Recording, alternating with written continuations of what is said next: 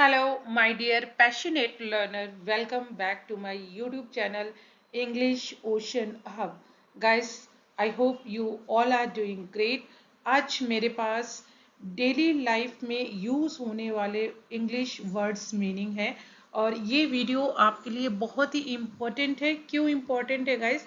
क्योंकि words meaning के साथ में आपको एक्स्ट्रा बहुत सारी इंफॉर्मेशन मिलेगी, जैसे कि आप फर्स्ट ऑफ ऑल इसका प्रोनाउंसिएशन जानेंगे कि इन वर्ड्स को करेक्टली प्रोनाउंस कैसे करते हैं, इनका करेक्ट प्रोनाउंसिएशन क्या है। इन एडिशन गाइस, इनका पार्ट ऑफ स्पीच क्या है, ये पर्टिकुलर वर्ड्स मीनिंग क्या है, आपका एडजेक्टिव है, नाउन है या आपका वर्ब है, क्या है, तो वो भी मैं आपको बताऊंगी। प्लस यस गाइस, अभी ख़त्म नहीं हुआ है। प्लस इसमें जो वर्ड्स मीनिंग है इनको एग्जाम्पल में यूज़ करके मैं आपको हिंदी और इंग्लिश दोनों में बताऊंगी। तो ये बहुत ही है गैस, वर्ड्स मीनिंग तो बहुत आप सीखते हैं, लेकिन उनको एग्जाम्पल में कैसे आपको यूज़ करना है वो बहुत कम आपको वीडियो में मिलेगा। तो चलिए, ये वीडियो इंफॉर्मेशन से भरा हुआ है। चलिए without further delay let's get started. और गाइस, अगर ये वीडियो आपको पसंद आता है, ये आपको जो मैंने अरेंज किया है इस तरीके से कि हम ज़्यादा से ज़्यादा सीख सके और हमें लंबे टाइम तक याद रह सके, तो आप मुझे बताइएगा कमेंट करके कि आपको ये पसंद आया है या नहीं आया है। और अगर आया है तो लाइक कीजिएगा, शेयर कीजिएगा, चैनल पे नए हैं तो सब्सक्राइब कर लीजिएगा। चलिए बढ़ते हैं वीडियो में। फर्स्ट वर्ड है आपका अपलॉम। गाइस, इसमें जो ये बी देख रहे हैं ये साइलेंट वर्ड है, इसका यहाँ पे ये साइलेंट है, तो अपलॉम्ब नहीं होता है, अपलॉम होता है। इसका करेक्ट प्रोनाउंसिएशन अपलॉम। और इसका जो मतलब होता है वो होता है आपका आत्मविश्वास। चलिए इसको और डिटेल में देखते हैं। अपलॉम एक नाउन है और इसका डिटेल आप देखेंगे तो इसका मतलब होता है सेल्फ कॉन्फिडेंस और assurance, specially when in a demanding situation. तो क्या मतलब है कि अपलॉम का यूज़ वहाँ कर सकते हैं जहाँ पे चैलेंजिंग सिचुएशन हो। मतलब आपको अगर स्टेज पे कोई स्पीच डिलीवर करनी है तो वहाँ पे आप बोल सकते हैं कि I delivered my speech with great aplomb. मैंने अपनी जो अपना भाषण दिया, अपनी स्पीच दिया, वो बहुत आत्मविश्वास के साथ दिया। एक एग्जाम्पल मैंने लिया हुआ है, उसने इस काम को बहुत आत्मविश्वास से किया। तो she performed the task with great aplomb, with great aplomb. तो ये अपलॉम है गाइस, इसका यूज होता है फुल ऑफ कॉन्फिडेंस के लिए, ग्रेट अपलॉम। चलिए, आई होप कि आपको अपलॉम समझ में आ गया। नेक्स्ट है कनकर। कनकर, और इसका मतलब होता है सहमति, सहमत होना या सहमति। जैसे कि इसको चलिए पहले डिटेल में देख लेते हैं। ये एक वर्ब है, कनकर है जो एक वर्ब है, तो ये एज पर टेंस आपका चेंज हो जाएगा। ठीक है, अगर पास्ट में चेंज होगा तो कनकर्ड हो जाएगा। इसका मतलब होता है अग्री होना, सहमत होना, कनकर। मैं आपके सुझाव से सहमत हूँ कि परियोजना में सुधार किया जाए। ठीक है, I concur with your suggestion to improve the project. तो कॉन्कर होता है कि किसी, आप मान लो कि कोई कह रहा है कि मुझे ना आउटसाइड खाना खाना बिल्कुल नहीं पसंद है, और आप बोलते हो कि मैं आपकी बात से बिल्कुल सहमत हूँ, तो अग्री तो होता ही है। और उसमें आप एडवांस लेवल में जाएंगे तो कॉन्कर यूज़ करेंगे, और इससे भी एडवांस जाएंगे तो एक आपने सुना होगा कि मैं आपसे कुछ हद तक सहमत हूँ या मैं आपसे काफ़ी हद तक सहमत हूँ। ठीक है, तो उसके लिए to large extent, to some extent ऐसे आता है। तो अभी हम सीख रहे हैं कॉन्कर। कॉन्कर का यूज होता है अग्री, सहमत होना। नेक्स्ट है गाइड कॉन्टम्पलेट। कॉन्टम्पलेट का मतलब होता है विचार करना, सोचना, कॉन्टम्पलेट। और ये एक वर्ब है, कॉन्टम्पलेट एक वर्ब है। और to think carefully about something और the possibility of doing something, मतलब कुछ सोचना, कुछ करने के लिए कुछ सोचना। तो जब आप गहन सोचते हैं किसी चीज के बारे में, वो होता है कंटम्पलेट, और ये एक वर्ब है। तो अगर कंटिन्यूटी दिखाएंगे तो कंटम्पलेटिंग हो जाएगा, पास्ट में बात करेंगे तो कंटम्पलेटेड हो जाएगा। तो एक एग्जाम्पल मैंने लिया है, देखिए, मैं 1 वर्ष के लिए विदेश जाने का सोच रहा हूँ या चिंतन कर रहा हूँ। तो आप बोलेंगे I am contemplating going abroad for a year. गैस यहाँ पे देख रहे हैं गोइंग के बाद कोई प्रिपोजिशन नहीं आया है, डायरेक्ट आपका प्लेस आया है, नाउन आया है। क्यों? क्योंकि कुछ गैस आपकी आप बोल सकते हैं कि ऐसी जगहें हैं जहाँ पे आप गोइंग के बाद टू का यूज़ नहीं कर सकते हैं। जैसे गोइंग के बाद अगर होम आपको लगाना है तो गोइंग टू होम नहीं होता है, गोइंग होम ओनली होता है। गोइंग अब्रॉड होता है, गोइंग टू अब्रॉड नहीं होता है। गोइंग टू समवेयर नहीं होता है, गोइंग समवेयर होता है। एनीवेयर में भी टू नहीं लगता है। तो ये कुछ आपके वर्ड्स हैं जिसमें टू नहीं लगता है, तो ये ध्यान में रखिएगा।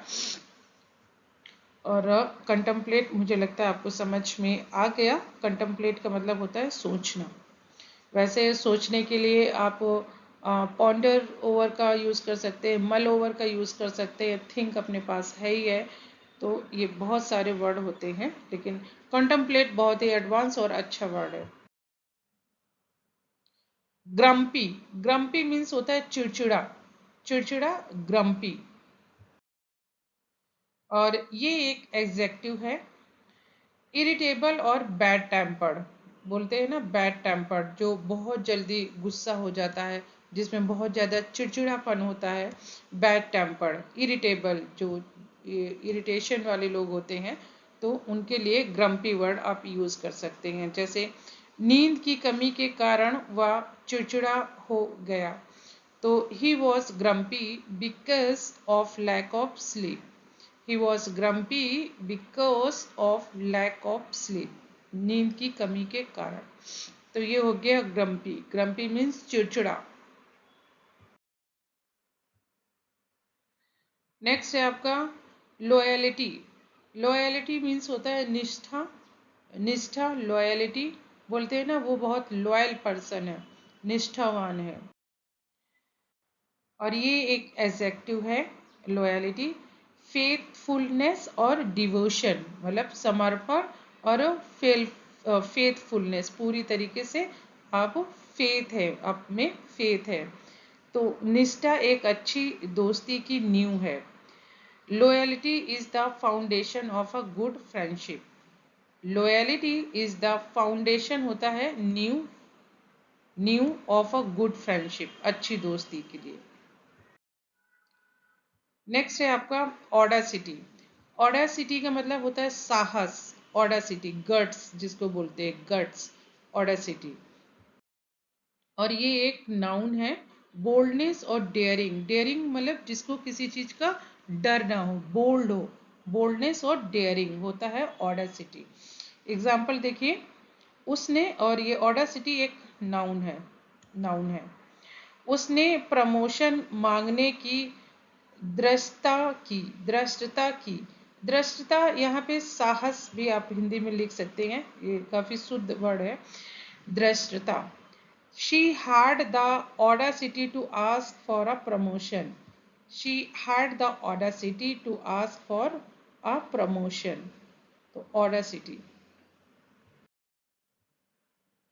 डिटेरियोरेट, डिटेरियोरेट का मतलब है बिगड़ना, लगातार बिगड़ना, खराब होना, बिगड़ जाना, डिटेरियोरेट। जैसे किसी की माली हालत लगातार बिगड़ती जाना, किसी की तबीयत, हेल्थ लगातार बिगड़ती जाना, तो वहाँ पे डिटेरियोरेट का यूज़ करेंगे। और डिटेरियोरेट का जो जस्ट अपोजिट है, एंटोनियम्स, वो होता है रेक्यूपरेट। रेक्यूपरेट का मतलब होता है बहुत तेजी से सुधार होना।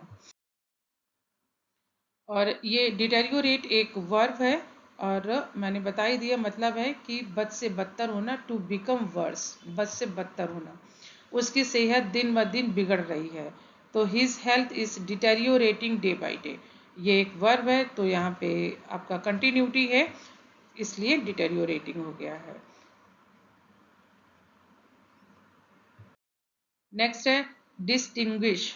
डिस्टिंग्विश का मतलब होता है अंतर करना, डिस्टिंग्विश। और ये एक वर्ब है। रिकॉग्नाइज द डिफरेंस मतलब अंतर समझना, चीजों में अंतर समझना, डिस्टिंग्विश। क्या आप सही और गलत के बीच अंतर कर सकते हैं? Can you distinguish between right and wrong? Lavish, lavish का मतलब होता है फिजूल खर्ची। लैविश, फिजूल खर्ची। ये एक एडजेक्टिव है। एक्सपेंसिव और लग्जूरियस, मतलब लैविश, जैसे जो लोग बहुत ज़्यादा एक्सपेंसिव चीज़ों के शौकीन होते हैं, आप उनको लैविश बोल सकते हैं। उसने कल रात फिजूल खर्च पार्टी दी। ठीक है। ही थ्रू, थ्रो की सेकेंड फॉर्म थ्रू, पार्टी देना, एडवांस इंग्लिश में पार्टी थ्रो करना होता है। तो he threw a lavish party last night, उसने एक फिजूल खर्ची पार्टी दी। परसिस्ट, परसिस्ट का मतलब होता है टिके रहना। टिके रहना, अपनी बात पे टिके रहना या अपनी प्लेस पे टिके रहना। डजेंट मैटर कि कितनी प्रॉब्लम से आपको गुजरना पड़े। परसिस्ट, टिके रहना बिल्कुल दृढ़ता के साथ में। और ये एक वर्ब है, to continue firmly in an opinion or action. Firmly होता है दृढ़ता से, कि किसी भी ओपिनियन मतलब राय पर या किसी एक्शन पे, किसी काम पे दृढ़ता से टिके रहना होता है आपका परसिस्ट। वह कठिनाइयों के बावजूद अपने प्रयासों में टिकी रहती है। She persists in her efforts despite difficulties. She, वह परसिस्ट, टिकी रहती है, इन हर एफर्ट्स, अपने प्रयासों में, डिस्पाइट डिफिकल्टी मतलब कठिनाइयों के बावजूद भी। नेक्स्ट है मेस्मराइज। मेस्मराइज का मतलब होता है मग्नमुग्ध, मीन्स आई कैचिंग। किसी चीज को बस आपको देखते रह जाना, आई कैचिंग, मेस्मराइज। जैसे आप बोल सकते हैं कि दैट व्यू वॉज मेस्मराइजिंग। ये एक वर्ब है मेस्मराइज, तो एज पर टेंस आपका चेंज हो जाएगा। To hold somebody attention completely, मतलब किसी का ध्यान पूरी तरीके से अपनी तरफ खींच लेना होता है मेस्मराइज। पहाड़ों की मग्न मुग्ध कर देने वाली खूबसूरती ने हमें हैरान कर दिया। The mesmerising beauty of the mountains left us in awe. The mesmerising beauty of the mountains left us in air. इसका मतलब होता है मग्न मुग्ध करने वाली खूबसूरती, मेस्मराइज। क्रूशियल, क्रूशियल का मतलब होता है अत्यंत महत्वपूर्ण या आवश्यक। मतलब आप बोल सकते हैं learning English is crucial these days. ठीक है। और ये एक एग्जेक्टिव है क्रूशियल, इसका मतलब वही है मैंने बताया, एक्सट्रीमली इम्पॉर्टेंट, क्रूशियल। नियमित रूप से पानी पीना अत्यंत महत्वपूर्ण है ताकि शरीर में पानी की कमी ना हो। It is crucial to drink water regularly to stay hydrated. Hydrated होता है कि पानी की कमी ना हो, आपकी बॉडी हाइड्रेट रहे।